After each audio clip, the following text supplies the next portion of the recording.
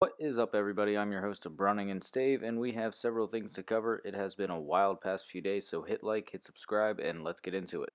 Liz Truss has resigned after a very short but chaotic stint as Prime Minister. Her economic plan failed miserably, as was predicted by pretty much everybody.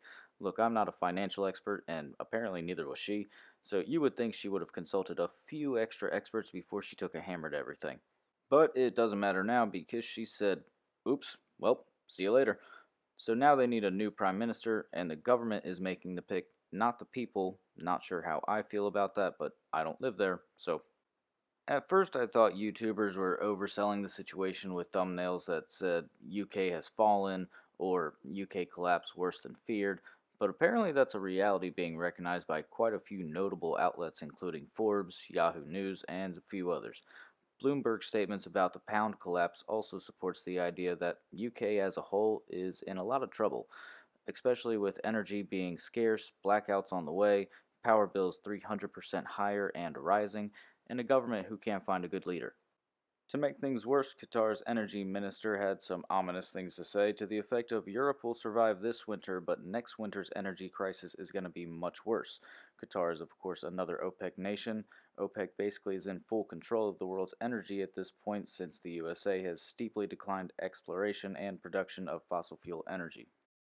Up next, I'm sure you heard AOC got heckled at a rally, but it has happened a couple more times since then, and we found video of one that got pretty rowdy and got people chanting, AOC has got to go. In Staten Island, every single day, the steel worker that was stabbed, killed. There's 9 killings on the train. This is all wonderful what you're talking about. Affordable housing. That's all wonderful, but I'm going to give it to you on the real. People are leaving New York City if you don't bring crime under control. And I know you are all for defunding the police. Yes. You've done it. Yes, you are. You said Bill de Blasio's $1 million wasn't enough. You backed Maya Wiley, which was the most radical mayoral candidate in this election. I'm going to end with this. I'm going to end. The people will not comply. We, the people, will not comply. We, the people, will not comply. We, the people, will not comply. Let the people speak up. Let the people speak.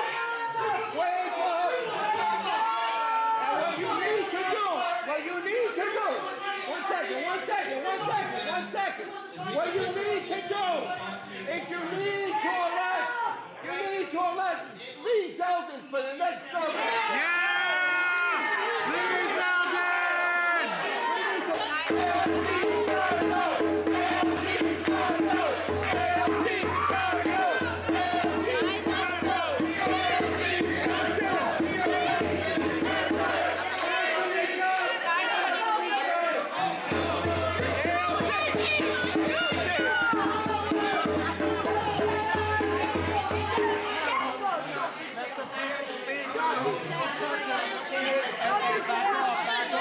This is tremendous because a lot of these people voted for her, are realizing they got duped, and are saying no more.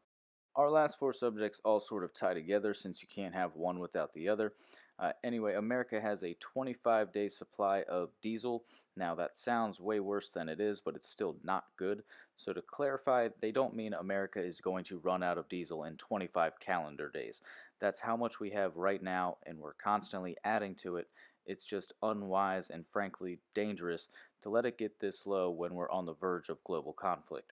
Same thing with our strategic oil reserves that Biden just keeps releasing from instead of letting us produce our own. It is at a 40-year low, and though he says it'll hopefully be refilled by 2025, it'll be refilled with more expensive gas, which is just another unnecessary bill for taxpayers.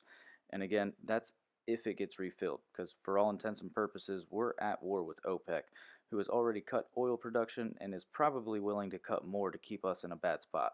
And if Biden thinks China and Russia aren't fully aware of our short supplies, I have terrible news for him. They have intelligence. They have spies. They also have Google. And all of this is front page news, so yeah, they're fully aware, which is probably why they feel so emboldened to take territory. Another reason why our enemies are feeling froggy is because our recruitment numbers are abysmal. The worst numbers in 50 years, and predictions are we will be tens of thousands of soldiers short in 2023, which is obviously just around the corner. As it turns out, no one wants to serve in a military that is being run by a woke potato. Now, I'm sure you're aware that the military uses a lot of gas. Unfortunately, neither us or our friends have a whole lot of that. Our military is also lacking people, which is also pretty important for winning, so our next point shouldn't come as a huge surprise, but it's still terrifying nonetheless. The Heritage Foundation has, for the first time ever, given the United States military an overall rating of weak. Again, given the information we just went over, it shouldn't be a huge surprise, but reading that from the Heritage Foundation still felt like a punch in the gut. I don't have to tell you, this is not good, especially for a country that likes to throw their weight around a lot. Apparently, the only thing saving us right now is our badass Marine Corps and nukes. And nukes really just guarantee that if we're gonna lose, so is everyone else, and vice versa if we were to hit them first. Either way, nukes will be the end of everything.